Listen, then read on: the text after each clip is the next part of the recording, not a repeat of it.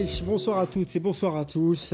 Bienvenue dans ce Monde des Arts spécial élection 2024. Alors, je suis pas fort en maths, mes profs s'en souviennent d'ailleurs, mais j'ai quand même compté. On est exactement à 20 jours des élections, un moment important, démocratique bien sûr, où vous allez devoir choisir vos représentants à la fois au Parlement européen, à la Chambre des représentants et au Parlement des régions. Ce sont donc ce qu'on appelle des élections simultanées et ça nous intéresse puisque figurez-vous que tous les niveaux politiques ont une compétence culturel, même le communal d'ailleurs, plus ou moins marqué. Et il faut bien l'avouer qu'on s'y perd parfois un petit peu, nous les artistes, nous les amateurs de culture. Alors ce débat devrait vous intéresser, que vous soyez justement artiste, technicien, technicienne du spectacle, responsable de lieux culturels ou simplement, comme moi et beaucoup, amateurs de culture. Alors, comment les partis politiques qui se présentent, qui vont se présenter devant vous, comment ils voient, comment ils imaginent ce que sera la politique culturelle des 5 prochaines années. On va essayer de décortiquer tout ça. On a 75 minutes et croyez-moi, ce ne sera pas de trop. On va commencer par les présentations. Je vais vous demander à chacun de vous présenter brièvement, s'il vous plaît, nous dire quel est le lien qui vous attache à la culture. Soit une sorte de présentation politique et culturelle en même temps. Allez-y, Karine. Karine Lallieu, ministre des Pensions, de l'Intégration sociale, en charge des personnes en situation de handicap et de la lutte contre la pauvreté, mais aussi de Belliris, où je soutiens à travers Belliris beaucoup de lieux culturels, comme la Monnaie, comme Beaux-Arts, les lieux fédéraux, et j'ai été échevine de la culture à la ville de Bruxelles. Voilà, on a bien compris les liens avec la culture. En face de vous, pour le MR, Aline Godfrin, bonsoir. Godfrin, pardon. Oui, bonsoir Aline. Allez-y. Aline Godfrin, je suis secrétaire politique du MR bruxellois. Je suis mélomane comme mon père et je suis aussi la présidente du conseil d'administration de la salle de concert Le Botanique. Qui vient de clôturer les nuits, voilà, une très belle édition du festival Les Nuits. Les jolies nuits. Mounir Larissi est avec nous également pour les engager. Mounir, présentez-vous. Alors, je m'appelle Mounir Larissi. Mon lien, ce n'est pas mon déguisement de capitaine ad hoc. Non, ça pourrait. Voilà. Tout va bien, rassurez-nous. Tout va bien, je vous rassure. Et donc, voilà, je suis échevin de la culture à la commune de Jette et ravi d'être invité. D'accord. Donc là, on est plus au niveau communal pour le rapport à la culture. En face de vous, Mathieu Segers, Fédération Wallonie-Bruxelles, écolo. Bonjour David. Bonjour. Je suis chef de groupe à la Fédération Wallonie-Bruxelles pour le groupe écolo. Ouais. Je suis le seul député qui a un diplôme artistique pour l'instant au Parlement. D'accord. J'espère que je ne serai pas le seul. Artistique encore. Dans un jour. Artistique encore. Ah, j'ai une maîtrise en scénographie et en tout ce qui touche un petit peu les arts audiovisuels. D'accord. Vous êtes chez vous, un petit peu. Dans la télévision, en tout cas. Cécile Jodogne est avec nous pour Défi. Bonsoir, Cécile. Bonsoir. Présentez-vous comme les autres. Cécile Jodogne, je suis bourgmestre de Schaerbeek pour le Défi, candidate aux élections régionales.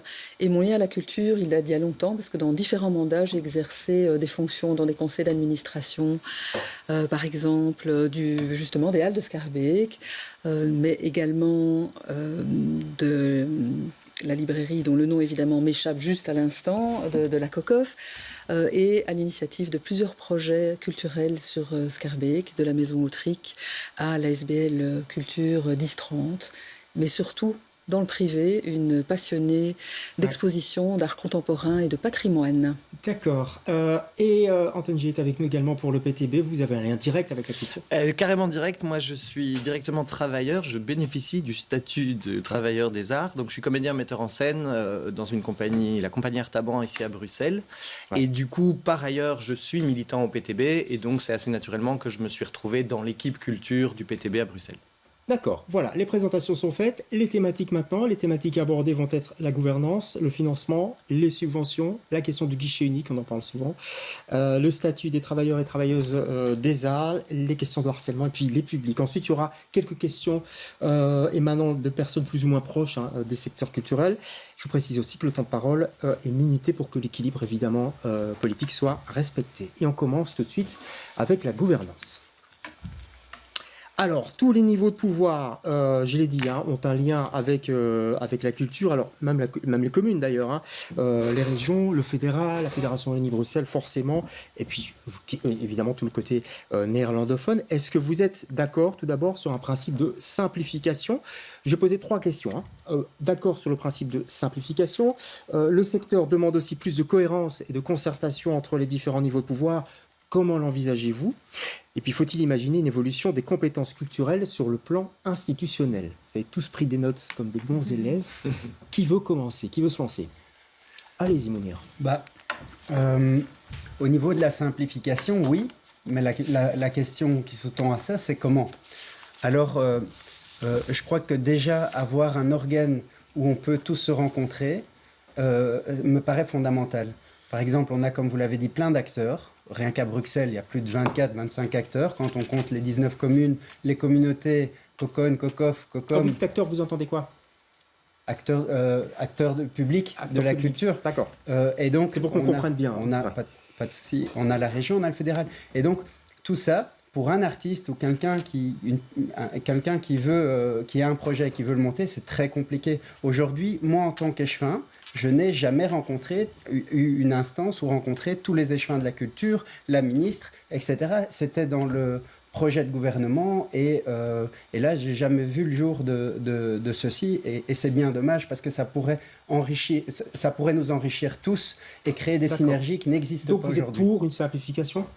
Je suis pour une simplification, mais il faut voir ce qu'on entend par simplification. En tout cas, certainement pour une simplification pour les artistes. D'accord. Antoine Gier. Mais pour une simplification, évidemment, une harmonisation. Et en fait, ça s'est déjà vu, donc, pour d'abord parler de l'aspect régional, VGC, COCOF, COCOM, donc Commission communautaire francophone, néerlandophone et commune. On a déjà vu des compétences passer de la néerlandophone et la francophone vers la commune, notamment dans le socioculturel. Oui. Mais en fait, nous, on est pour que certaines culturelles aussi passent à la COCOM. Par exemple ? Ça nous paraît, notamment certaines aides, certaines bourses qui sont extrêmement compliquées et éclatées entre français et néerlandais et qui, pour nous, empêchent en plus des ponts avec le nord du pays et la langue néerlandaise. D'accord.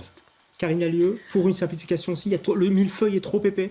Le millefeuille est peut-être trop épais, mais je suis pour que tant les communes, la fédération, parce que c'est le lien Wallonie-Bruxelles, les régions maintiennent une compétence culturelle.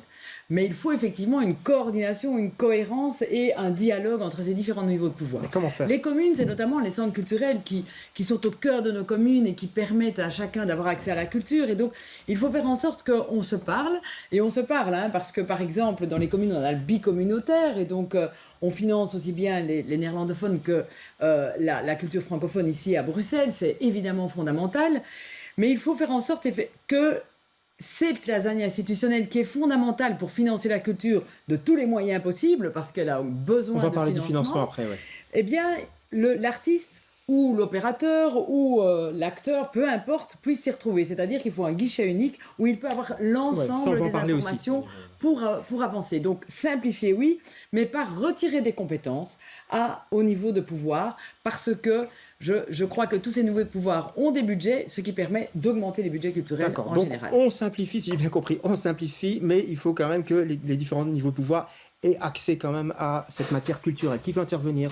Aline ? Oui, alors au MR, on n'a pas de tabou institutionnel, on veut surtout que ça fonctionne, donc il faut de l'efficience. Maintenant, je pense que les acteurs du monde culturel veulent surtout aujourd'hui des réponses concrètes et rapides. Et donc, en termes de simplification, plutôt qu'une longue réforme des compétences de l'État, c'est clair que nous aussi, on est pour la mise en place d'un guichet unique. C'est assez regrettable qu'à Bruxelles, n'ait pas pu le mettre en place alors que c'est le deuxième plus gros secteur pourvoyeur d'emploi. Mais voilà, je pense qu'on y reviendra. Oui. Et je pense qu'il y a beaucoup d'autres choses à faire aussi, comme l'informatisation des dossiers. Il faut vraiment simplifier en fait la vie des artistes dans le quotidien. C'est pour nous la grande priorité en matière de simplification. Simplifier pour eux leur vie, leur quotidien. L'accès aux informations, les simplifications administratives, les aides, qu'il y ait une grande transparence aussi sur les subventions qui sont émises. On va parler de la transparence des subventions également. Mathieu Segers, du côté d'écolo, on est pour simplifier aussi. On estime qu'il y a effectivement trop de niveaux de pouvoir qui se préoccupent. On est en tout cas pour partir de deux constats, qui est qu'il y a une grande précarité, une vulnérabilité du monde culturel et des artistes et des métiers qui sont liés à la culture, et que tous les niveaux de pouvoir ont leur rôle à jouer. On a beaucoup parlé du fédéral, notamment sur la question des statuts, mais aussi sur la question des droits d'auteur, sur toutes ces questions-là. Il y a une responsabilité à aller chercher. Dans la région bruxelloise aussi. Aujourd'hui, la région bruxelloise n'a pas de ligne politique culturelle claire. Nous sommes favorables à inscrire tous les projets culturels au sein d'un même ministère en région bruxelloise et d'écrire en fait une feuille de route sur la politique culturelle de Bruxelles, notamment pour aider les créateurs, les créatrices et les personnes qui travaillent sur le territoire. Alors la différence, pour que les gens comprennent bien, la différence serait quoi entre la région bruxelloise et la Fédération Wallonie-Bruxelles ? Il y a aujourd'hui une série d'opérateurs culturels qui sont subventionnés, notamment par Images de Bruxelles, ou par des mécanismes différents qui ne dépendent d'aucun cadre. Or, la Constitution permet d'avoir une compétence biculturelle à Bruxelles. Nous voulons activer ça. Et nous voulons un ministère qui peut rassembler en fait l'ensemble des projets culturels qui sont soutenus aujourd'hui soit par le tourisme, soit par Images de Bruxelles, soit par d'autres montages économiques. Et on peut avoir alors une logique qui nous permettrait d'avoir une plus grande force et une plus grande attraction, notamment pour permettre aux artistes et aux créateurs, créatrices de Bruxelles d'avoir des espaces pour avoir de l'emploi. Vous semblez tous d'accord, en tout cas, sur le fait qu'il faut simplifier tout ça. Cécile Jodonne, pareil donc la simplification, effectivement, d'une part, c'est la simplification pour les artistes eux-mêmes et tous les techniciens, tous les professionnels qui travaillent dans la culture. Ça, c'est autre chose. Il y a le guichet unique, mais il y a aussi évidemment ce qui a été mis en place maintenant par le fédéral avec, pour tout ce qui concerne leur statut.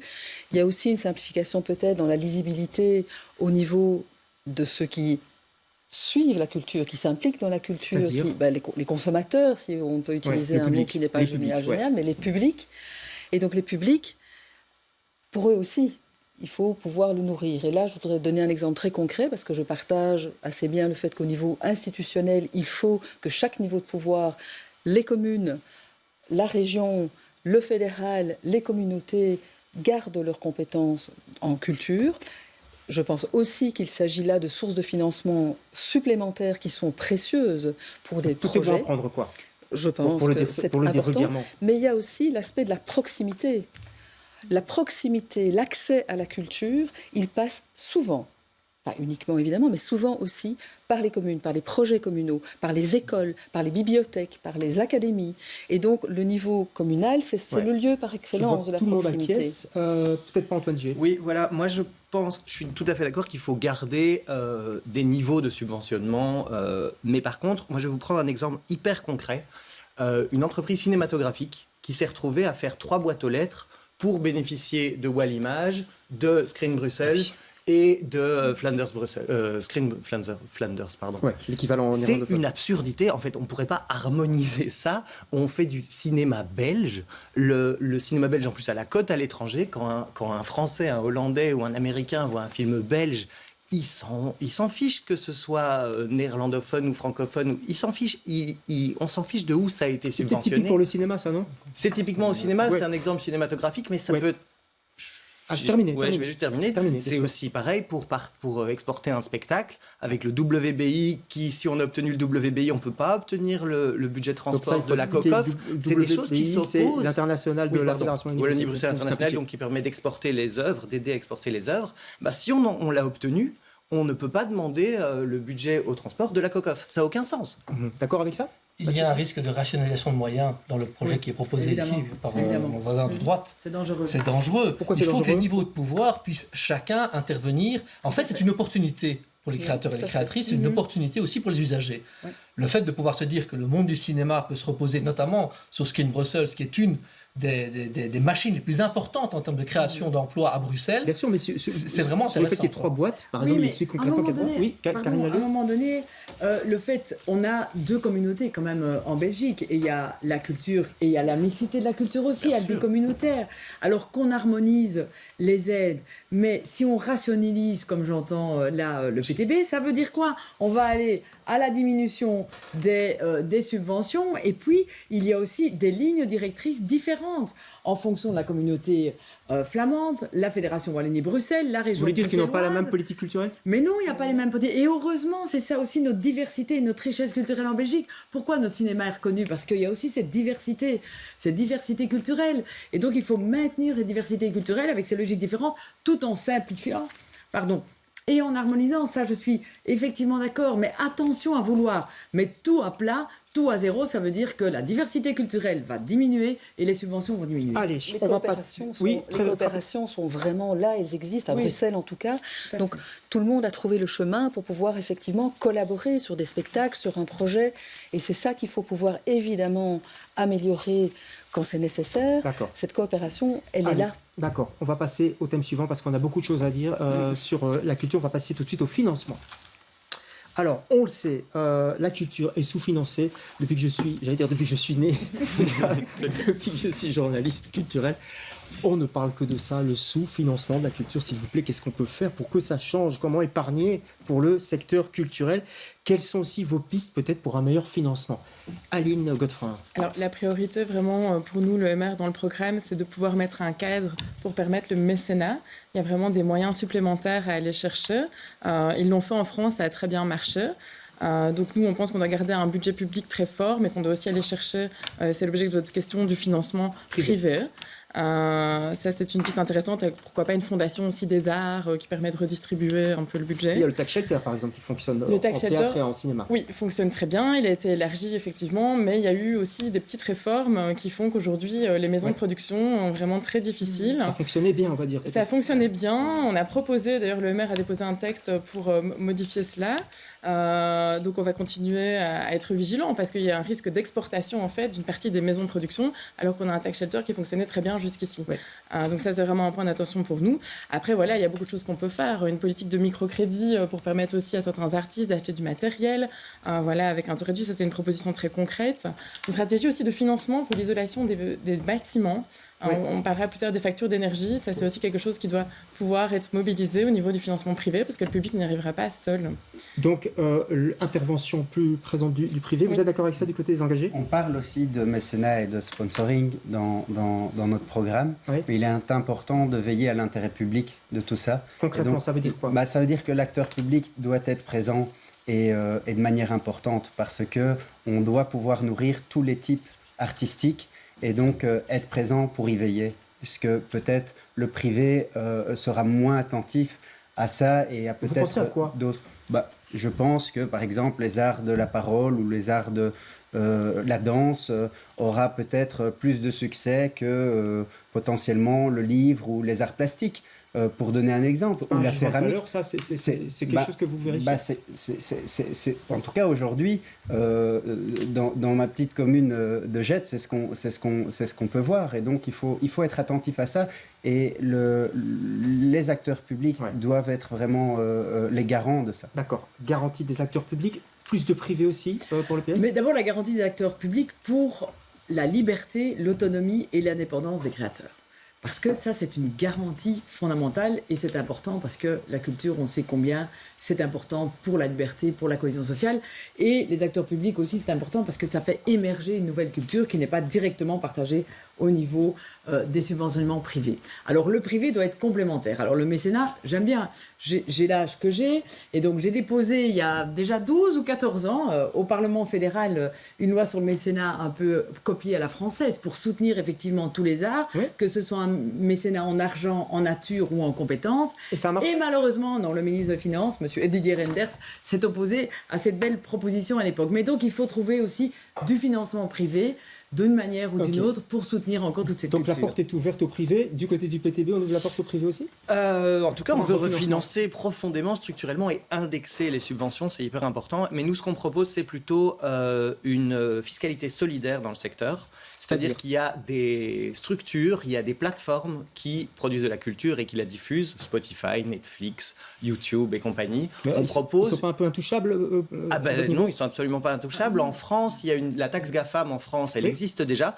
Et d'ailleurs, on s'est un peu basé là-dessus pour avoir un exemple. On s'est rendu compte, si on la rapporte au niveau de la Belgique, c'est à peu près 110 millions d'euros annuels qu'on propose de directement injecter dans la culture. Ça représente, j'ai fait un petit calcul, ça représente à peu près 13 fois le Théâtre National. Ça paraît un bon début, mais surtout, il faut indexer aussi ces subventions parce que beaucoup de structures se retrouvent avec les mêmes subs qu'il y a 5 ans. Sur les GAFA, Mathieu Segers, on a pour la première fois en fédération à Bruxelles réussi à taxer les GAFA grâce à la transposition d'une disposition européenne et on a réussi à ramener ça à travers les pouvoirs publics. Moi, je ne suis pas d'accord quand vous dites qu'il faut réduire les financements. Je pense que les pouvoirs publics ont un rôle important à poursuivre, à financer la culture. On a réussi à le faire sous cette mandature. Sur plusieurs secteurs, on doit absolument pouvoir continuer à le faire. Et je vais vous dire quelque chose.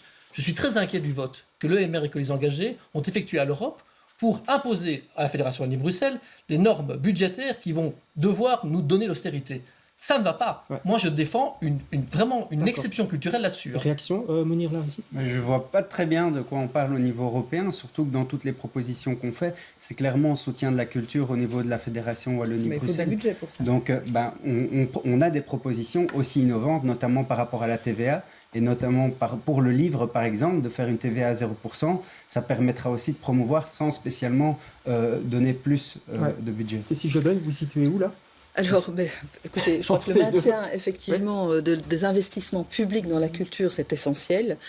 Si possible, évidemment, des augmentations, que ce soit indexation ou même revalorisation, je crois que c'est vraiment nécessaire. Mais le privé a son rôle à jouer, il le joue déjà en partie d'ailleurs, que ce soit par du crowdfunding, que ce soit par du mécénat, que ce soit effectivement par d'autres dons, avantages qui ont souvent des avantages fiscaux aussi pour les donateurs. Mais je pense qu'il peut y avoir d'autres moyens aussi. Par exemple, réfléchir dans cette coopération à de la mutualisation aussi. Il y a quand même des fédérations professionnelles qui se regroupent au niveau des secteurs culturels, les musées par exemple. Ouais. Pourquoi ne pas réfléchir aussi à des mutualisations de matériel, de services, au niveau des comptables, enfin de tout ce qui tourne autour. Ça se fait, mais c'est encore assez frileux. C'est assez timide pour le moment. Ça commence, on l'encourage, nous, par exemple, dans la commune, mais donc vraiment qu'il y ait cette mutualisation-là, mais aussi parfois des locaux. Ouais. On a un centre culturel qui va bientôt s'ouvrir, il sera ouvert, pas uniquement pour les activités du centre culturel, mais à d'autres associations aussi. On a bien compris. Une réaction par rapport au maintien du public aussi. Oui, rapidement, mais donc... Effectivement, nous, on est pour une complémentarité, mais je pense qu'on n'a pas construit non plus Rome en un jour. On a quand même la paternité OMR du tax shelter, et à l'époque, c'est vrai qu'on a choisi avec Didier Renders de mettre ça en place. On veut d'ailleurs l'élargir à des plus petits projets, en dessous de 60 000 euros, pour permettre encore d'avoir plus de valeur ajoutée. C'est-à-dire quoi, des petits spectacles, des choses comme ça ? Oui, des plus petits spectacles, des plus petites productions audiovisuelles. On pense que c'est important aussi d'aller soutenir les petits acteurs et puis de les faire monter. Donc ça, c'est une proposition qu'on défend aussi. Mais donc nous, on est vraiment favorable à revoir la question du tax shelter pour permettre à créer plus d'emplois artistiques. Aujourd'hui, il y a trop de personnes donc là, vous êtes qui peuvent... On peut rediscuter du tax shelter. Mais si on rediscute du tax shelter, je voudrais insister sur un point. Aujourd'hui, le mécanisme est construit pour détruire les décors de cinéma. On ne peut pas en fait les revendre ou les remettre sur l'économie circulaire. Et en fait, ce tax shelter, tel qu'il est construit aujourd'hui, est destructeur en termes de climat et en termes de tous les efforts qu'on doit faire dans l'économie circulaire. Ça, notamment, on doit pouvoir le revoir, on doit pouvoir rediscuter parce qu'on va être tous d'accord là-dessus. Ok, Aline Godefroy. Ça me paraît très bizarre d'entendre ça de la bouche de mon collègue écolo, parce que justement, la ministre a mis en place des manières de remettre dans l'économie circulaire les décors de cinéma. Donc, c'est pas vraiment raccord avec le bilan qu'elle a présenté. Le tax shelter, au fédéral, ne permet pas, en fait, de le faire aujourd'hui. De recycler. C'est-à-dire que vous ne pouvez pas remettre vos matériels puisqu'ils sont, en fait, éligibles à la dépense. Et c'est un vrai problème. Et ça, c'est le résultat d'une forme d'économie libérale que nous voulons remettre en question. Okay. PTB, on est très loin du tax shelter avec vous En tout cas, on critique. On n'est pas fan du tax shelter actuellement. Moi, le plus. Ah oui, mais il ne faut pas le retirer parce qu'aujourd'hui, il n'y a pas du tout assez d'autres subventions, donc on ne va pas y toucher tout de suite. Mais moi, j'ai une grosse critique par rapport au tax shelter, c'est qu'en fait, on n'est pas autonome avec le tax shelter. On est obligé de passer par une structure qui, en tant que compagnie, je veux dire, qui va, elle, nous faire la demande et donc en fait, on n'est pas du tout, on est de nouveau face à une espèce de lasagne, à une espèce de truc qui ne touche pas. Encore une lasagne, encore une couche dans la lasagne. Récit sur le tax shelter précisément. Complètement favorable. Simplement, effectivement, si on peut améliorer sur le principe de la durabilité, comme le propose d'ailleurs le réseau des arts bruxellois, le RAB BKO, il faut aller de l'avant, mais je pense qu'on a tous un intérêt commun de le faire. Ouais, Karine Lallieu, très brièvement. Oui, mais pour rebondir surtout sur les droits d'auteur, les droits voisins et aussi les copies privées, on a quand même modifié la loi sous cette législature Pierre Hildermagne pour beaucoup mieux rémunérer effectivement les droits d'auteur, les droits voisins, beaucoup mieux que prévoyait la directive européenne. Et la copie privée aussi, on a enfin trouvé une solution et c'est près de 500 000 euros qui va dans la répartition pour les copies privées. C'était fondamental de trouver une solution. On va passer au sujet suivant parce qu'il y a beaucoup de choses à dire. C'est le sujet des subventions. Les subventions, sujet délicat évidemment, on en a beaucoup discuté ces derniers temps, la question des subventions de la culture, les fameux contrats programmes, on a fait plusieurs émissions ici à BX1 sur ce thème, les contrats de création, etc. Ça a créé, je l'ai dit, des tensions. Quels doivent être, selon vous, les bons critères de subvention ? Qui veut se lancer là-dessus ? Alors, les bons critères de subvention, c'est sans doute d'abord un bon projet. Nous, on souhaite qu'il y ait plus de transparence. On défend. Il n'y a pas assez de transparence pour l'instant ? Non, pas suffisamment, parce que même s'il y a des commissions de contrôle qui sont assez fortes et assez compétentes, il n'y a pas de transparence vis-à-vis du public et vis-à-vis des acteurs culturels. Donc aujourd'hui, enfin plutôt demain, si on met en place un registre les subventions, chacun pourra aller voir que c'est bien des critères qui sont respectés, que ce n'est pas le fait du prince, par exemple, d'un ou d'une ministre, et pouvoir jauger un peu aussi en fonction des tailles de maisons culturelles, de choses qui sont subventionnées les grands, les petits, etc. Les grands, les Ça, on va en petits, parler pouvoir en fin d'émission. Le fait du prince, les subventions En tout cas, ce qui est sûr, c'est qu'il faut plus de transparence au niveau des subventions et à tous les niveaux. Je veux dire, aujourd'hui, d'une commune à l'autre, ça ne fonctionne pas pareil. Nous, on reçoit souvent des artistes qui nous disent dans telle commune, on ne nous demande pas ceci, dans une autre, on nous demande cela. Ce n'est pas les mêmes tailles, peut-être. Non, mais tant mieux, ça peut être complémentaire, mais parfois, on se demande quels sont les critères d'éligibilité d'une subvention ou l'autre. Et donc, je pense qu'il faut éclaircir ça. Et à d'autres niveaux de pouvoir également, pour des plus grands projets, je pense la commune de Jette a déposé plusieurs demandes au niveau culturel, notamment au niveau infrastructure, et avec des refus pour d'autres projets, peu importe. Mais je pense que là-dessus, on ne comprend pas toujours les choix qui sont opérés en région bruxelloise. Trop de brouillard, Cécile Jodin, au niveau En tout cas, je subventions. constate qu'on est en train de parler de transparence, surtout dans les subventions. J'aurais mis ça dans le sujet de la gouvernance, parce que c'est évidemment essentiel. C'est proche, évidemment. Tout à fait. C'est même essentiel à la bonne gouvernance qu'il y ait en effet une clarté sur les critères. Mais dans le domaine artistique, il est évident qu'il y a un aspect aussi qui peut être subjectif, et heureusement, ce n'est pas un objet géométrique qui doit mesurer... c'est pas une brique. Donc voilà, on est d'accord, et c'est ça la difficulté. Et par ailleurs, il y a ces sensibilités peuvent amener un jury. Mais donc, il faut que la décision soit transparente, motivée, et puisse être aussi publique. Je suis effectivement pour parler d'un annuaire. Je pense qu'il y avait dans la Fédération Wallonie-Bruxelles le projet de faire un annuaire des subsides. Mais voilà, c'est quelque chose, je pense, je ne suis pas certaine qu'il ait été mis en place. Au niveau, c'est mis en place ou pas déjà? Répondez peut-être. La question de l'annuaire? Oui. Vous pouvez aller voir toutes les subventions de tous les acteurs culturels en Fédération Wallonie-Bruxelles, vous les trouverez facilement. Mais la Tout est clair. demande Tout est clair, tout est transparent. Et en Fédération Wallonie-Bruxelles, il y a un décret nouvelle gouvernance qui permet d'octroyer des subventions avec des instances d'avis qui sont en fait le secteur reconnu. Donc pour Écolo, il y a suffisamment de transparence. En tout cas, en termes de transparence, il faut pouvoir continuer à assurer que tout le monde puisse lire correctement les choses. Mais il y a un point sur lequel j'aimerais insister, c'est que dans l'attribution en fait, des aides pour les opérateurs culturels, il y a un curseur à mener en termes de création. Par exemple, je trouve qu'il y a certains secteurs, je donne l'exemple des arts plastiques, où les opérateurs reçoivent des financements, mais ne sont pas contraints à contribuer pour de la création d'art plastique. Or là, il y a un véritable enjeu. C'est exactement la même chose dans d'autres secteurs, et donc il faut pouvoir aller voir dans les secteurs comment est-ce qu'on peut susciter la création et comment est-ce qu'on peut soutenir les personnes qui sont en première ligne, les artistes et les métiers liés à la création.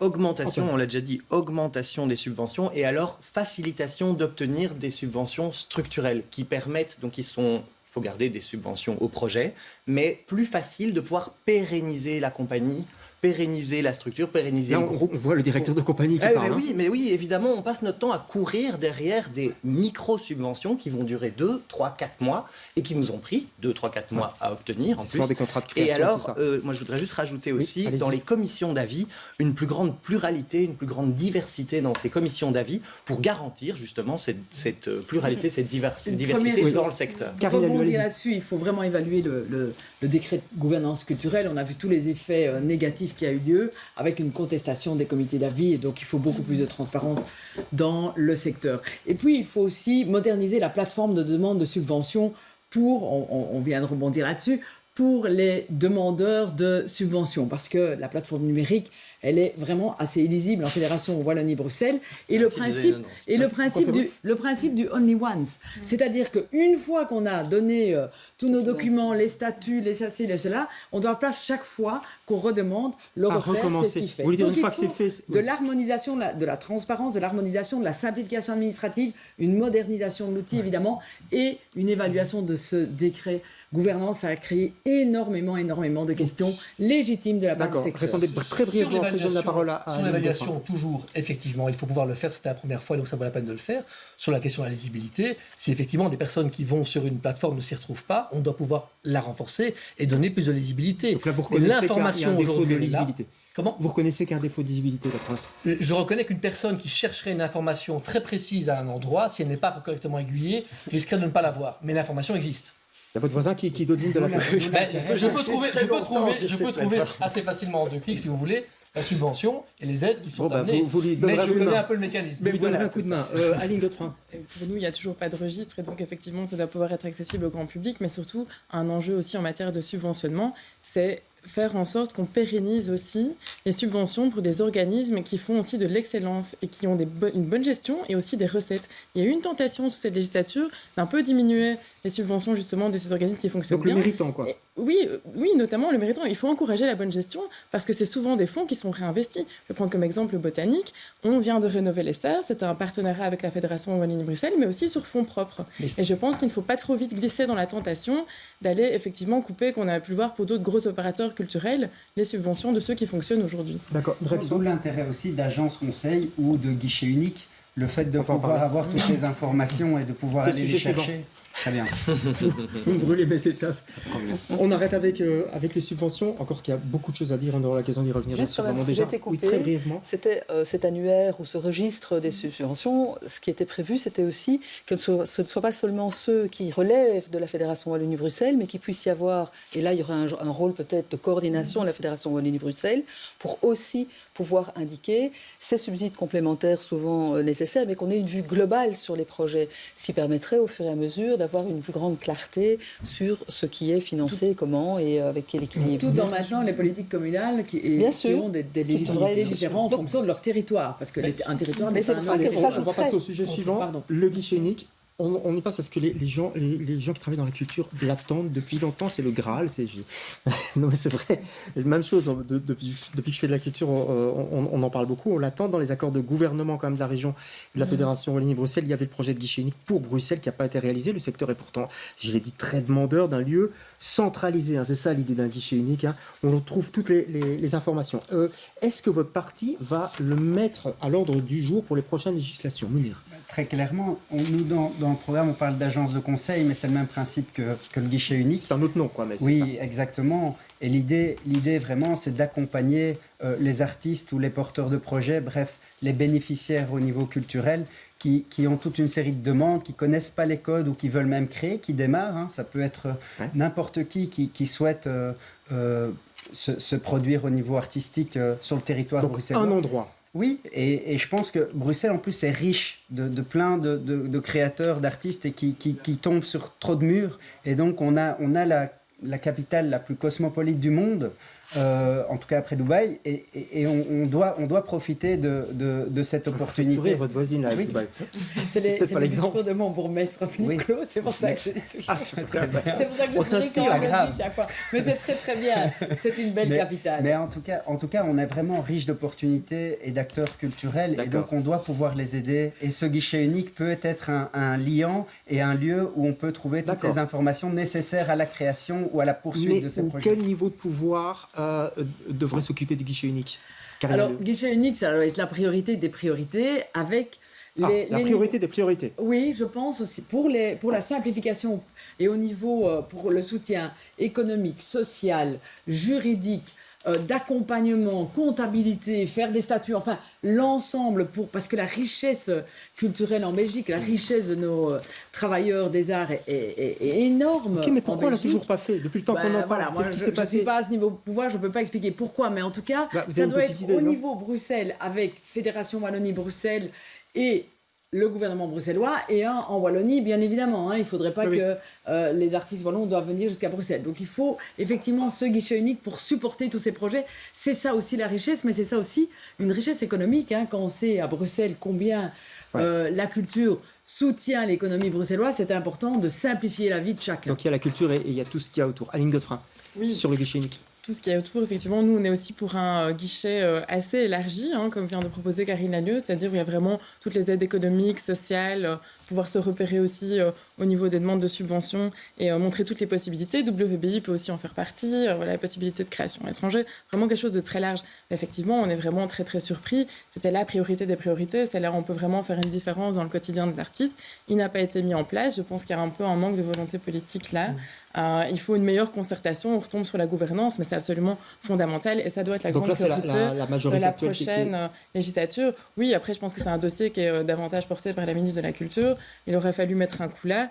Il faut un guichet à Bruxelles. D'accord. Ministre de la Culture, écolo, la vie réaction Mathieu des Bruxellois. Il y a eu un manque de Parlement bruxellois. pas une seule question, hormis des écologistes, pour savoir si ce guichet des arts avance à la région bruxelloise. Vous voulez dire quoi par là? Je veux dire qu'aujourd'hui, tout le monde est d'accord, on va se tenir là-dessus, et pendant 5 ans, il risque de ne plus rien se passer. Nous n'allons pas perdre ce combat. Notre combat d'écologistes, c'est d'arriver à installer ce guichet d'abord à la région. Pourquoi? Parce qu'en fait, dans les discussions qu'on a eues pendant 5 ans, certains ont bloqué. C'est qui? Ce sont ceux qui ont déjà un guichet, notamment du côté néerlandophone, qui ont dit débrouillez-vous entre vous. Et c'est la région bruxelloise qui, à un moment donné, a dit c'est pas notre priorité, il faut que la fédération le mette en place. Pourquoi et donc il y a eu des bisbrouilles en fait. Pourquoi bloquer la région? Parce qu'elle disait c'était pas. Voilà, alors la région a fait une étude et a dit on ne s'en occupe pas. On met 200 millions pour Canal, 20 millions par an, et Canal, on n'est pas capable de les libérer 500 000 euros pour un guichet. Mais c'est la fédération Wallonie-Bruxelles qui est quand même à la base de la culture et qui a les compétences culturelles les plus fortes, et j'aimerais que ça reste là d'ailleurs. Et donc, se renvoyer parce qu'on a juste la ministre de la Culture au niveau fédération Wallonie-Bruxelles écologique et dire c'est de la faute de Bruxelles, c'est un peu facile. Unissons-nous pour se dire, c'est pas d'abord en région bruxelloise, mais c'est d'abord en fédération Wallonie qui doit avoir la dynamique, l'impulsion pour pouvoir faire en sorte effectivement d'allier ce qui est une compétence résiduaire, c'est-à-dire les régions. Antoine Gillet, PTB va il faut entre en les deux. effet, on est bien d'accord, un guichet des arts francophone, il n'y a pas de doute, et ça doit, je suis d'accord, être une priorité, et cessons de se renvoyer la balle. D'autant quand c'est à peu de choses près les mêmes partis qui gouvernent des deux côtés. Mais bref, nous, ce qu'on propose avec le PTB, c'est d'aller un petit cran plus loin. Et à ça, de rajouter un chapeau fédéral qui lui, puisse être un guichet qui permet à nous, artistes, de se renseigner sur ce qui existe en aide aussi au nord du pays et de faciliter les ponts et les coproductions. Donc une annexe au fédéral. Très brièvement, vous êtes en avance. C'est gentil, mais c'est pas réaliste. C'est dangereux pour les artistes. On va laisser réagir des films. Parce que ça oui, on est d'accord sur le guichet unique, ça je pense qu'on l'est tous. Je pense qu'il doit rester aussi à la Fédération Wallonie-Bruxelles. Par contre, il ne faudrait pas que ce soit un doublon pour une série de choses. Vous parlez aussi de l'accompagnement social, économique, etc. Ce qui a été mis en place avec la réforme du statut des artistes au niveau du fédéral a quand même ce rôle-là aussi, en renvoyant vers l'Orbem ou vers Actiris, etc. Mais il y a quand même ce lien direct. Donc il faut que ce soit de la cohérence. On parle de simplification, donc il faut aussi que ces matières-là soient abordées là. Et donc ça veut dire aussi Actiris qui a son rôle à jouer. Donc ça c'est important. Et ça fait partie de la simplification, on est dans le même... Exactement, oui, mais donc c'est pour ça qu'on doit rassembler. Il ne faudrait pas qu'il y ait ce guichet au niveau du fédéral. Et ce que je voulais dire, c'est que visiblement, je ne suis pas une spécialiste, mais la manière dont s'est installée cette nouvelle réforme du statut des artistes au niveau fédéral, c'est bien déroulé avec beaucoup de concertation avec les acteurs. Donc qu'on lance cette concertation très rapidement en écoutant réellement ce dont les artistes, les techniciens des arts, etc. ont besoin. Très brève, vous êtes en avance, Écolo. Mais donc le guichet des arts doit pouvoir reposer sur la compétence emploi. La compétence emploi, c'est en région. Toute l'information que demandent les artistes, les travailleurs des arts, c'est souvent de l'information liée à leur réalité de travailleurs et d'emploi. Et donc, pour nous, c'est très clair, c'est l'associé à Hub, à Bruxelles, et c'est d'ailleurs ce que demande le réseau des arts de Bruxelles. Donc il sera travaille sur la question d'emploi. Il sera à la Fédération Wallonie-Bruxelles, si j'ai bien compris, selon vous, mais il sera quelque part quand même. Il peut être chapeauté au fédéral. Parce que le secteur est tellement important à Bruxelles qu'il y a un guichet qui a été mis en place. Mais de nouveau, voilà, on saucissonne tout, on découpe. Il est important maintenant qu'en région bruxelloise, il y ait plus de clarté. Donc on regroupe. On a abordé le thème du statut. J'allais dire le statut d'artiste, mais on ne dit plus le statut d'artiste. Travailleurs des arts. Le statut des travailleurs et travailleuses, s'il vous plaît, des arts. Alors, il y a effectivement une réforme qui a simplifié l'accès au statut, qui a été revue en profondeur. Elle est effective depuis janvier, avec notamment une nouvelle commission des travail des arts plus équilibrée. C'est elle qui délivre la fameuse attestation du travail des arts. Il y en inclut aussi les techniciens et techniciennes, c'est important, c'était pas le cas. C'est plus qu'important, bien sûr. Assouplissement de réglementation de chômage, etc. Est-ce que cette réforme vous satisfait? On la laisse comme ça, on ne touche plus, tout va bien, dans le meilleur des mondes. Je vais demander ça à l'artiste peut-être directement. Il y a eu des avancées, il n'y a pas de doute, principalement sur l'accès au statut, il n'y a aucun doute sur la question. Mais malheureusement, on constate quand même que une vraie partie du secteur y était opposée, notamment les syndicats qui ont été, à notre sens, vraiment trop laissés sur le côté dans le cadre de cette réforme, plusieurs fédérations professionnelles aussi. le problème des jours non indemnisés qui est difficile à gérer. Et pour nous, ça doit aller plus loin avec notamment en fait, un travail sur l'emploi. Donc veiller à mieux respecter les commissions paritaires, les barèmes salariaux. Et donc ça va évidemment avec la subvention. Et alors, nous, on voudrait rajouter quelque chose d'assez important, c'est ce qu'on a appelé le BSA public. Donc c'est-à-dire le BSA, vous connaissez, c'est la Smart, c'est Merveille, c'est tout ça, qui donc permet aux artistes, quand ils jouent dans un bar, par exemple, de se faire un contrat avec le cachet. Ouais, ce qui n'est pas le cas pour l'instant. Alors, pour l'instant, ce sont ces structures BSA qui existent. Mais ça coûte en 6% au minimum. Ouais, quand tout va bien. Quand tout va bien. Enfin, on peut monter jusqu'à pas loin de 10. Ouais. Et donc, nous, on veut un BSA qui soit public et 100% gratuit pour soutenir ces bénéficiaires du statut du travail. D'accord. Mounir Larissi, pour les engager, une réaction par rapport à ce statut? Oui, il y a toujours des inquiétudes quand même du secteur. Et alors, il y a le fait d'être toujours considéré comme des demandeurs d'emploi. Donc, il n'y a pas d'organisme spécifique pour les travailleurs des arts. Et ça, c'est un problème. Alors, on a créé un nouvel organisme, une commission, en plus pour analyser les demandes, etc. Pas satisfaisant? Pour beaucoup du milieu du secteur, c'est un contrôle supplémentaire et c'est des difficultés supplémentaires à surmonter.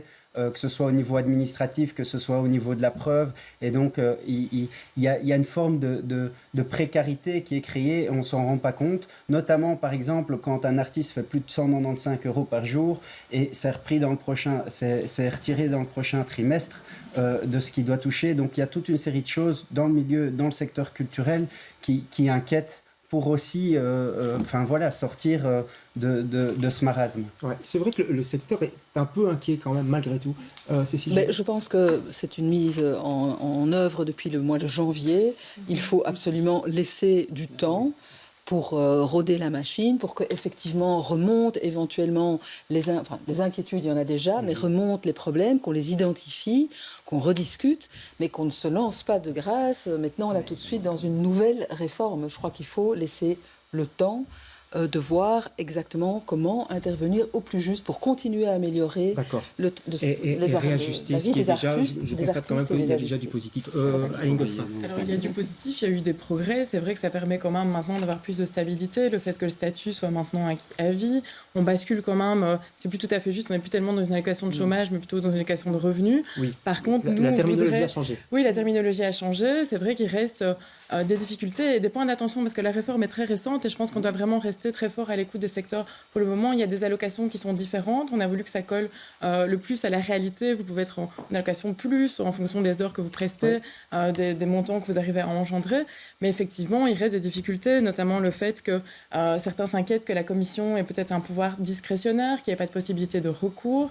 C'est des choses qu'on doit pouvoir en fait examiner dans le temps.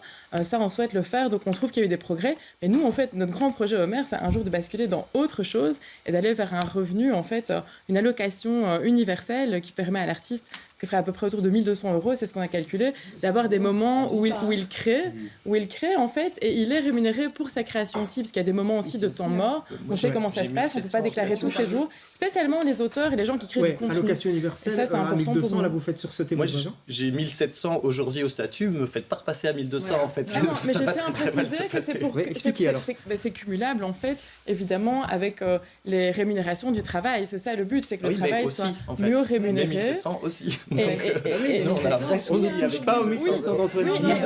C'est ce que je gagnais sur le précédent. S'il vous plaît, on entend plus. Absolument pas. Parce qu'aujourd'hui, il y a quand même un effet, et c'est ça dont les acteurs se préoccupent, un effet dégressif. Nous, on veut encourager le travail, on veut que le travail paye, on veut que c'est ce revenu universel, et en plus de ça, que les artistes puissent jouir en fait du fruit de leur travail. Donc c'est vraiment... Allocation universelle, d'accord ou pas? J'attends les... pas du tout. Sur le statut, non. Les statuts d'artistes, ça faisait combien d'années qu'on attendait?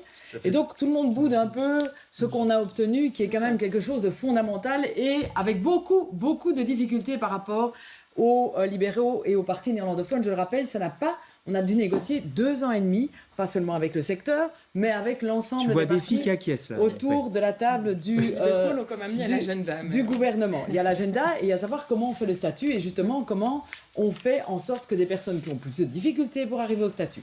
Alors c'est une simplification administrative, c'est une augmentation des allocations, c'est effectivement un accès directement aux droits sociaux, c'est-à-dire au chômage, qui est important, peu importe si on le fait différemment. Et cette commission, je rappelle que c'est 50% des experts qui sont issus des fédérations et qui sont désignés par les fédérations et par les institutions et les représentants et les syndicats. Donc aujourd'hui, cette commission n'est pas du tout une commission ONEM comme c'était avant.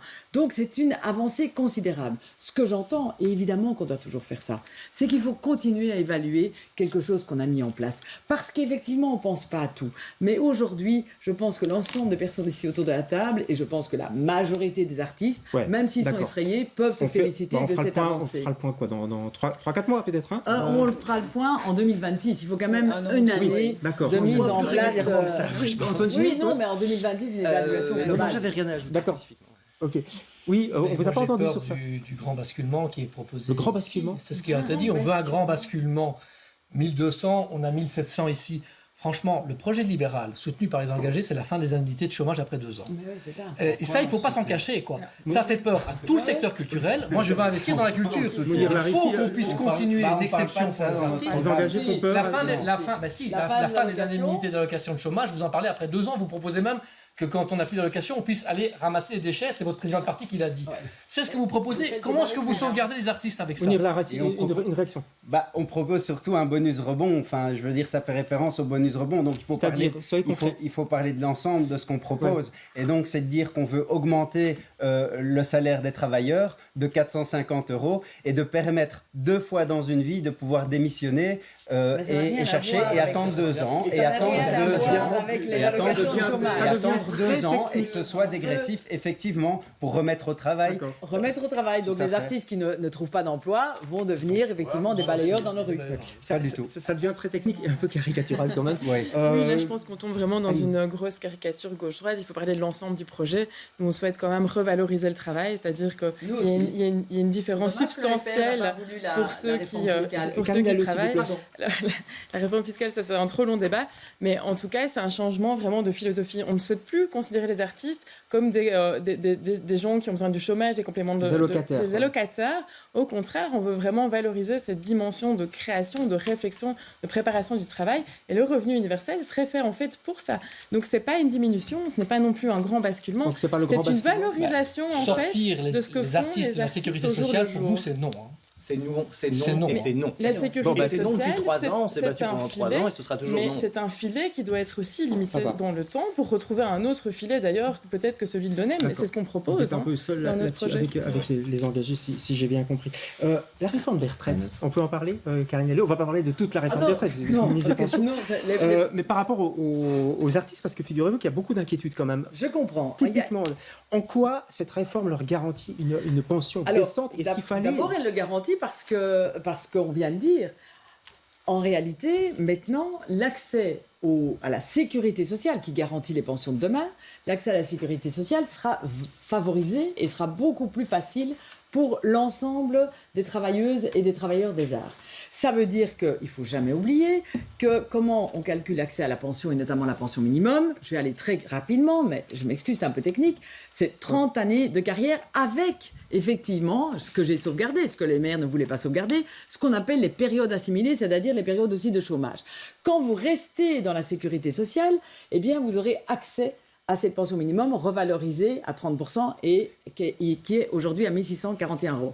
Donc, tous les aujourd'hui, les travailleurs qui n'ont pas eu cette chance d'avoir ce statut d'artiste, aujourd'hui, n'ont pas accès à la pension. Et je comprends leurs craintes. Et donc, ils devront aller vers la GRAPA. Vous parlez des plus âgés. Et donc, ici, ils auront vraiment accès grâce à ce nouveau statut. Et parallèlement, vous savez qu'on a mis des jours de période effective de travail pour avoir accès à la pension minimum. Et là, on les a divisés complètement. Oui, vous avez divisé votre... à 3 000 jours sur près de 15 000 jours de travail. Et donc, avec le statut d'artiste et ça, il n'y aura pas d'exclusion et il y aura plus de pourtant, ça grince beaucoup quand même Mais je pense qu'il faut prendre le temps pour expliquer. On n'a pas le temps pour expliquer ici, mais... qui me pose des questions et je prendrai le temps. On fera une émission spéciale pension. Moi, je pense qu'il y a des chiffres là qui ne vont pas ensemble. Il y a des chiffres liés concrètement, à la pension. Et puis concrètement, il y a 78 jours tous les 3 ans pour garder son statut. Ouais. Si on le multiplie, on n'arrive pas aux 3500 sur une carrière complète. Je peux juste répondre à ça techniquement. Allez-y. Parce que les 78 jours, c'est les 78 jours de travail, mais tous les jours à côté seront comptabilisés pour la pension. C'est ça qu'on comprend pas. Donc quand il ne travaille pas, même... Mais évidemment, les périodes assimilées... alors le secteur ne le comprend pas. Les périodes assimilées sont garanties. Et donc je vous rappelle ça. Et en même temps, on sait aussi qu'il y a souvent de l'emploi qui a été fait à côté parfois, dans des périodes, etc., qui sera comptabilisé. Donc voilà, j'expliquerai un jour. Oui, je m'excuse, je me tais. Sur ce dossier, notre demande, c'est vraiment d'amener l'information. Tout le secteur le demande, il faut une clarté, c'est la priorité. Ouais, donc ça manque de clarté, Cécile Jodogne, vous êtes d'accord avec... Vous m'avez un peu perdu donc, dans ce calcul-là. Mais effectivement, je pense qu'on parlait tout à l'heure de la simplification pour les artistes et d'avoir un guichet où ils peuvent avoir l'information. Celle-là est essentielle parce que comment se projeter dans une vie d'artiste si on n'est pas certain qu'on va pouvoir en vivre, y compris quand on ne travaillera plus. Donc je pense que c'est essentiel que cette information circule. Et de nouveau, se dire...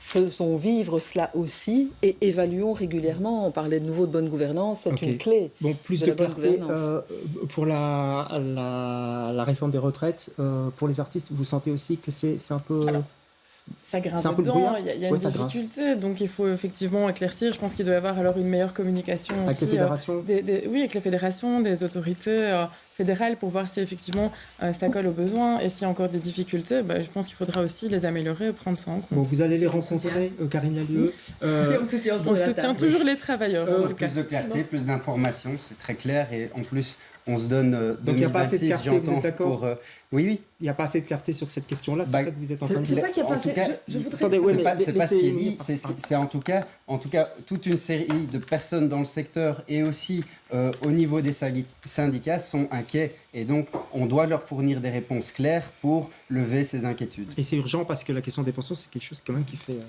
Oui, parce que les travailleurs actuels n'ont pas accès à ces pensions parce qu'ils n'avaient pas de statut. On passe au sujet suivant. Les harcèlements, que ce soit, je dis les, puisqu'il y a, vous savez, les harcèlements moraux, les harcèlements sexuels, on en parle beaucoup en ce moment, et à raison.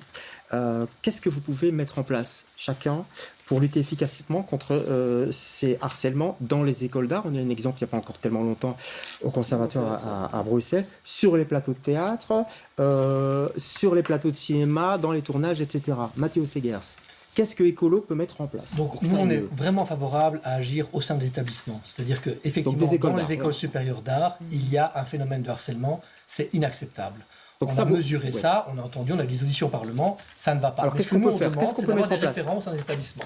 Malheureusement, dans les propositions qu'on a faites au Parlement, Madame Berthiaud ne met pas en place spécifiquement des soutiens dans les établissements. C'est pas automatique, mais il y a des écoles qui le font. Il y a des écoles qui le font, mais moi je veux que le pouvoir public puisse l'organiser de manière à assurer que chaque victime puisse avoir des référents dans l'établissement sur le territoire. Et pas simplement des campagnes de sensibilisation. C'est bien, mais ça n'est pas suffisant. D'accord. Aline Godefroy, sur ce sujet. Oui, je pense que on peut pointer Madame Berthiaud du doigt, mais je crois que surtout tous les établissements aujourd'hui la possibilité en fait de désigner un référent, et c'est une culture qui doit se mettre en place. Donc il n'y a pas de difficulté de financement d'une ministre par rapport à ça. Loin de là, c'est une préoccupation aussi pour nous. D'ailleurs, il y a des choses qui se mettent en place dans le milieu du cinéma. Elles font des films, ont donné des formations. En 2022, quand même une centaine d'acteurs. Donc il y a une culture qui est en train de changer.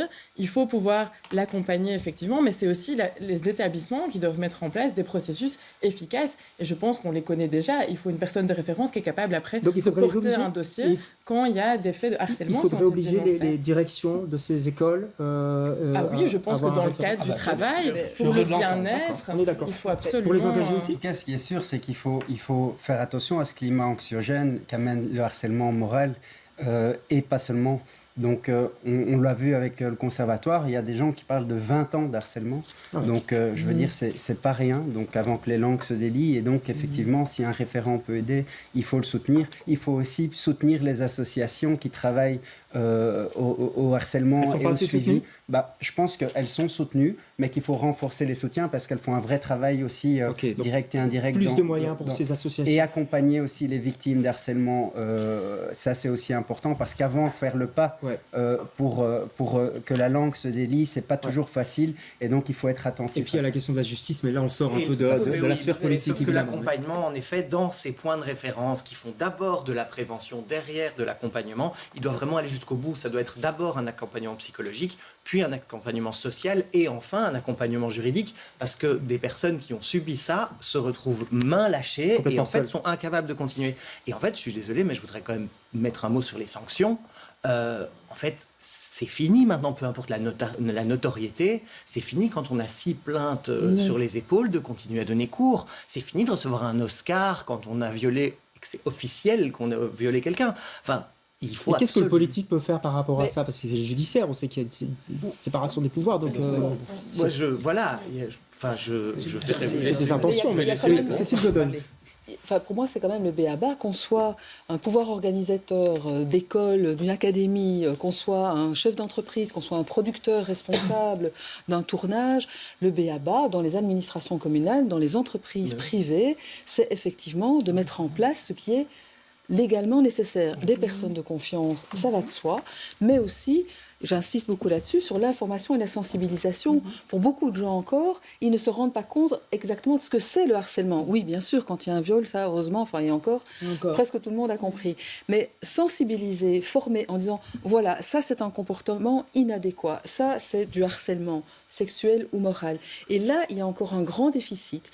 Et donc, la sensibilisation, l'information des personnes de confiance, mais aussi des élèves, de tout le monde, en fait, de tous ceux qui sont dans l'entreprise, de tous les techniciens, les comédiens, etc., de sensibiliser, y compris à la dénonciation de faits dont ils seraient témoins, de pouvoir soutenir les personnes.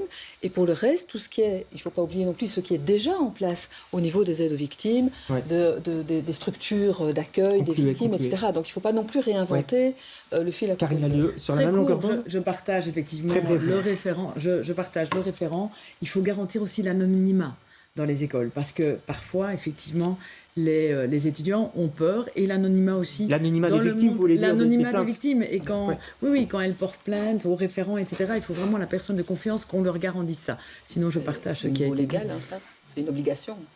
Une obligation, mais ce n'est pas garanti pour le moment. Ça, Mathéo, pour Écolo, vous êtes sur la même... Mais en fait, il y a un très grand travail du secteur associatif, et notamment des victimes, qui a été mené ces 5 dernières années. Et il y a une unanimité politique pour avancer.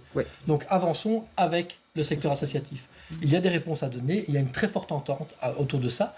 Attention que le monde des arts doit aussi intégrer plus de femmes, et doit intégrer plus de diversité. Il ne le fait pas assez ? C'est une des clés. Non, je pense qu'il ne le fait pas assez encore. La parité, la diversité, c'est une des clés pour garantir aussi qu'on arrive dans des espaces, dans des écosystèmes plus sains et plus sereins. Au niveau des artistes, mais des directeurs, des directrices, bien entendu.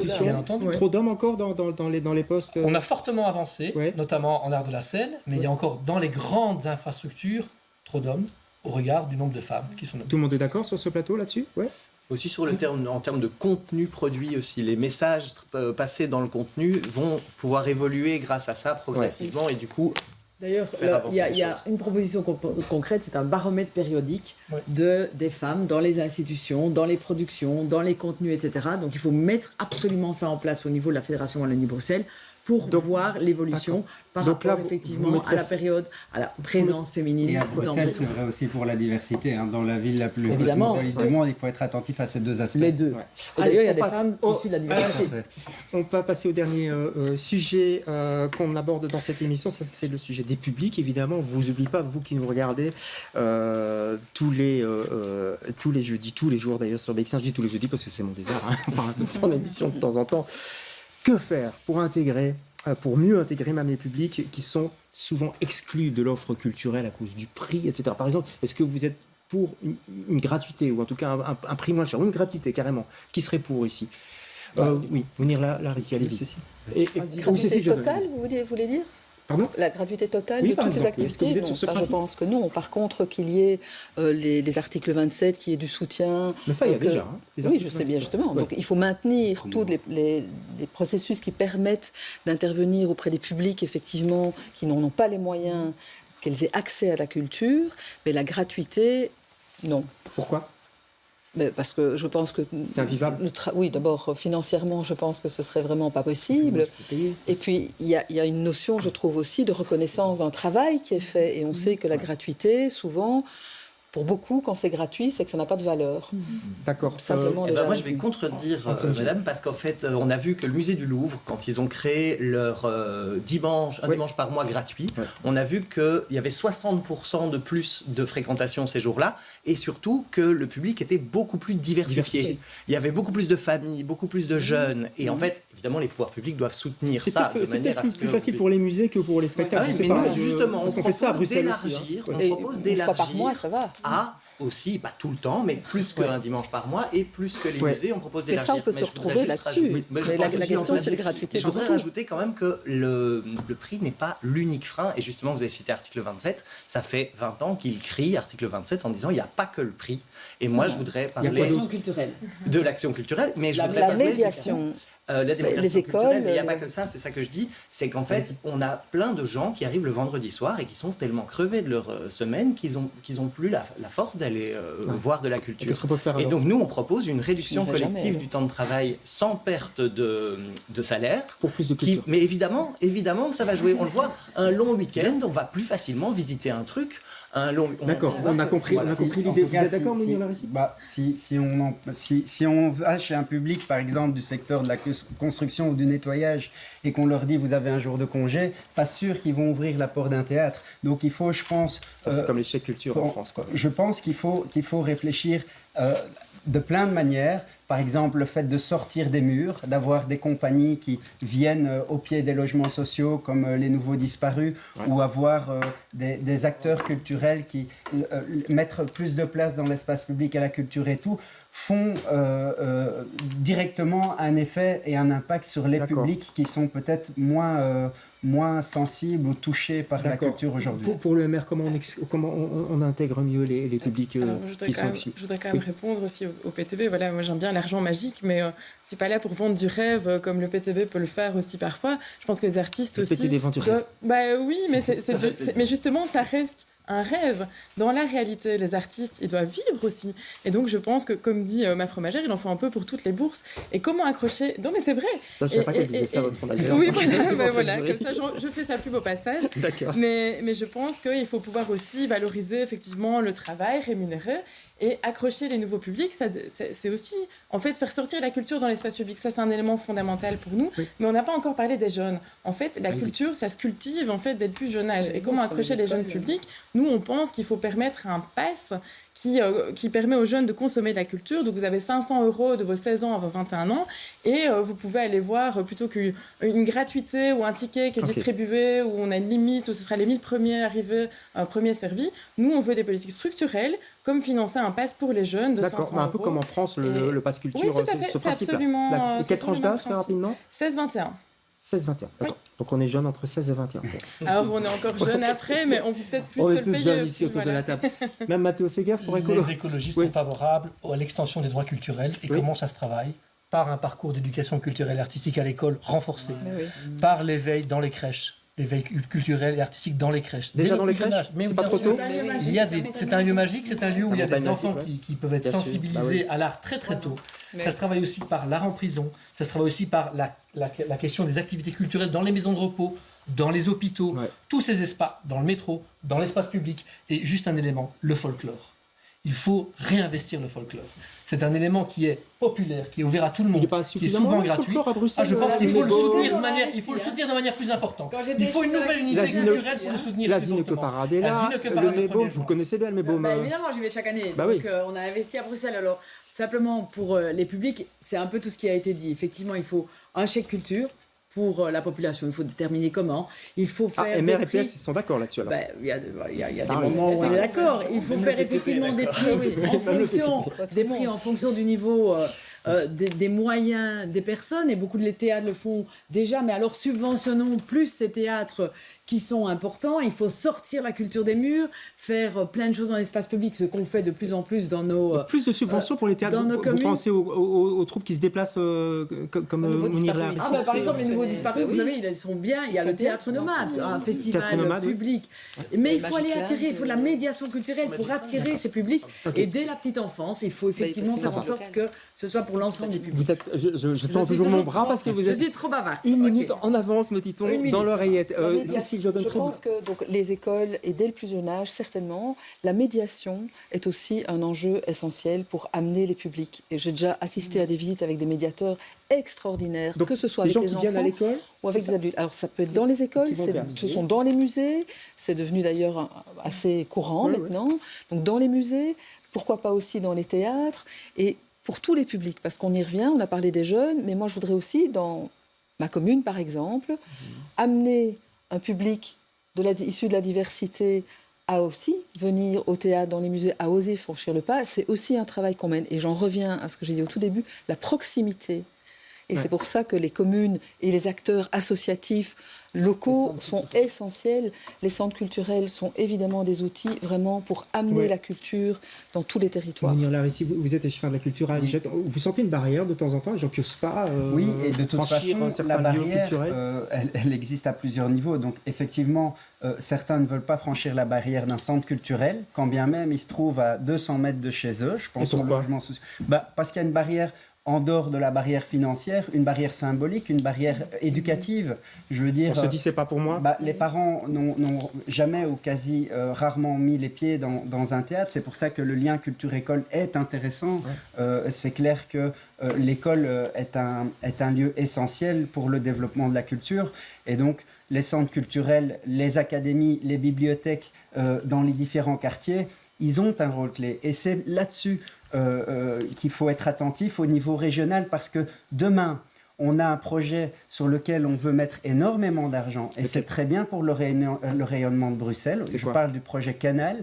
Mais je voudrais juste qu'on soit attentif à tous ces lieux culturels, ces pôles culturels de quartier qui font la vie et qui créent le lien social au niveau de la proximité. Aujourd'hui, le projet Canal, je ne suis pas sûr qu'il ait pris en compte le lien avec la proximité directe du quartier dans lequel il est. C'est sa deuxième ambition. Il y a deux ambitions à Canal. C'est effectivement le rayonnement national, international, mais c'est aussi cohésion sociale, le territoire, l'aspect du territoire avec des activités pour les quartiers. En tout cas, le canal fait beaucoup discuter aussi. On parlait tout à l'heure. Aujourd'hui, dans les quartiers, ceux qui habitent le quartier ne sont pas au courant de ce qui se passe au projet Canal. Le conseil d'administration qui est assez opaque, il n'y a pas d'acteurs. Enfin, pour l'instant, de toute façon, il y a un développement. Ce sont des travaux. On est en travaux, on verra bien. Mathéo Segers. Une des clés pour réinvestir dans la culture et pour la rendre plus accessible aux personnes, c'est aussi d'investir dans le livre. On n'a pas encore assez parlé. La lecture. Le livre, c'est un des secteurs encore les plus pauvres aujourd'hui. Et là, il faut une unanimité politique pour réinvestir massivement, notamment pour soutenir nos auteurs et nos autrices, nos maisons d'édition. On sent bien qu'il y a une forte tension là-dessus, alors que le lien, par exemple, entre l'éducation et le livre est extrêmement important dans notre communauté francophone. C'était très tendu dernièrement, notamment avec les éditeurs belges. Exactement. Et donc, on doit pouvoir, les pouvoirs publics ont une responsabilité à maintenir à flot et le plus fortement possible tout le monde du livre. C'est vraiment très très important si on veut assurer la démocratisation de la culture aussi. Oui, parce que au-delà du fond, c'est aussi tout un secteur économique qui est important. Allez, on va passer aux questions enregistrées des responsables culturels, des artistes, des techniciens et techniciennes du spectacle. On en a 4 à vous proposer. On va commencer par Anthony Sourdieu. Je vais vous demander de bien écouter et de réagir. On verra qui voudra réagir. Tout le monde ne doit pas spécialement réagir. Anthony Sourdieu, il est comédien, il s'inquiète par rapport aux limites de ce fameux statut des travailleurs et travailleuses des arts. On l'écoute. Bonjour, je suis comédien, j'ai le statut de travailleur des arts et je perçois l'allocation du travail des arts. Très bientôt, je vais travailler dans le cadre d'un CDD de 3 mois ininterrompu et au terme de ce CDD, selon les nouvelles règles en vigueur, je vais donc être exposé à une période qui ne sera pas indemnisée par l'ONEM lorsque je n'aurai plus de travail. Cette période sera calculée selon mon brut et mon brut est calculé selon mon âge. J'ai 46 ans. Je me demande donc à combien de jours non indemnisés cette période va s'élever et surtout comment cela se justifie. Je vais vous faire réagir, Karine Lalleux. Juste avant, Antoine Gillet, par rapport à ça. Je vais vous demander d'être bref, il nous reste 7 minutes. Moi, je ne peux qu'être d'accord avec monsieur.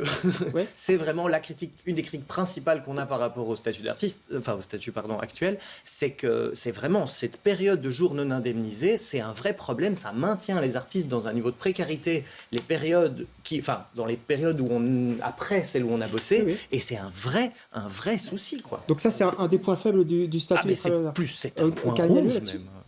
Mais je ne sais pas répondre effectivement au calcul de monsieur, non, je m'excuse, mais il doit m'envoyer un mail et alors... Non, mais par rapport au calcul qui est fait sur les moments de travail. Oui, mais une fois qu'on est dans le statut d'artiste, on passe effectivement au niveau de la sécurité sociale. Hein.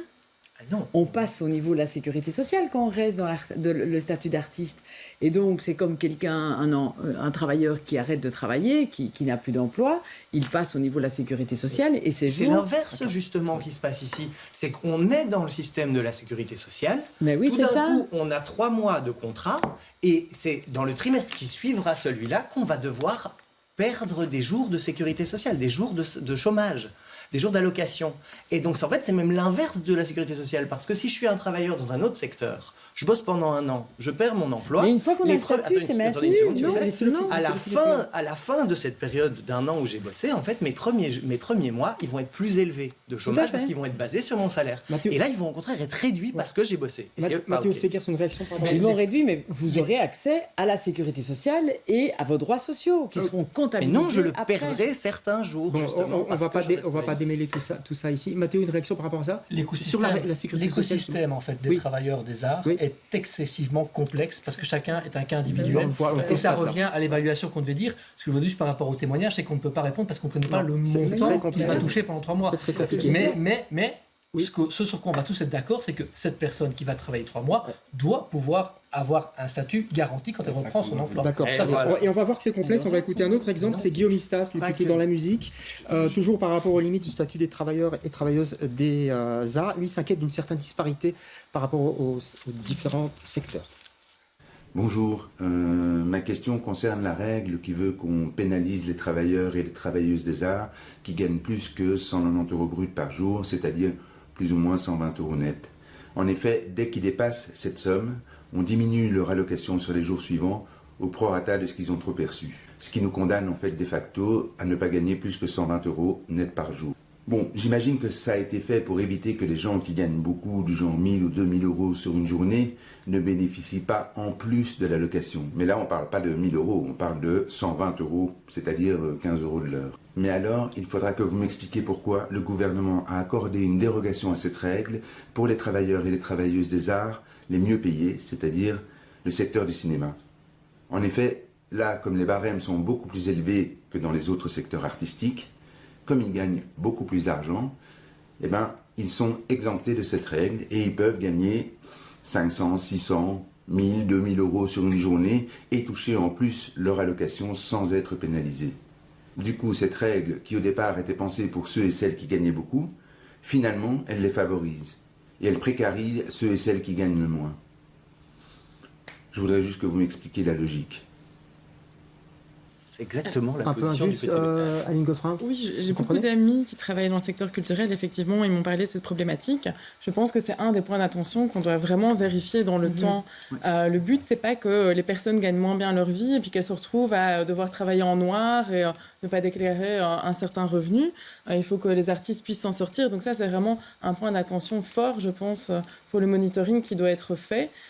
Effectivement, il faut un plafond parce que c'est une sorte de complément aussi, cette allocation de revenus. Donc, il faut pouvoir mettre un curseur. Mais il y a déjà des effets pervers aujourd'hui qui sont dénoncés, comme on vient de le faire maintenant. Ouais. Et donc, on en revient en fait à la base. Il faut presque un diplôme en physique nucléaire pour s'y retrouver aujourd'hui avec les statuts. Et ça ne va pas. Donc, il y a encore besoin de simplifier. Personne autour de cette table n'a ce diplôme, malheureusement. Non, mais on a quand même bien simplifié. Et effectivement, on a mis une limite, parce qu'il y avait des demandes autour de la table. On a mis une limite par rapport au montant perçu dans le cadre du contrat et à l'allocation par rapport à une limite. Mais ça, effectivement, il y a des effets pervers et donc c'est dans le cadre de l'évaluation.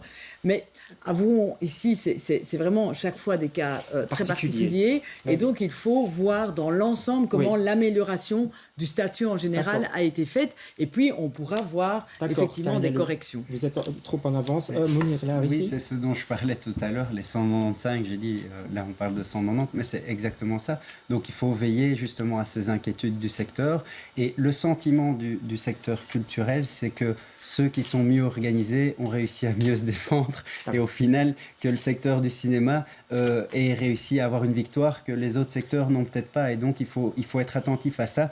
Et pas que le message soit de maintenir ce secteur-là dans une forme de précarité, comme c'est ressenti par beaucoup d'artistes aujourd'hui. Je vois que tout le monde acquiesce sur cette...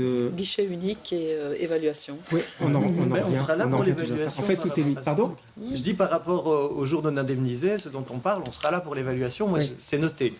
Alors, il restait plein de questions. On n'a pas le temps de les aborder. On va terminer quand même sur quelque chose de positif, même si on a dit pas mal de choses positives aussi, je les retiens d'ailleurs. Vos coups de cœur, c'est une tradition dans le courrier recommandé. Je vais vous demander vos coups de cœur culturels. J'imagine que ça déborde chez vous de coups de cœur culturels, mais on va voir. Je vous ai demandé d'en choisir un. On va commencer par vous, Mathéo Segers. Monica Gomez, une femme extraordinaire qui a mis en place... Ancienne directrice de la Basamine. Les petites éditions spectaculaires. C'est vrai. C'est vraiment intéressant. La volonté, c'est d'identifier du théâtre jeune public à travers le livre. On n'a plus le temps. Un mot sur vos coups de cœur. Antoine G, un mot. Pour nous l'oubli, les souffleuses de chaos l'année passée, 4 femmes révolutionnaires mises à l'honneur, c'était magnifique. Ouais. River into Lake, c'est un groupe bruxellois qui a joué dans le cadre des Nuits, qui sera bientôt au BAM aussi à Scarbeck. J'ai beaucoup aimé.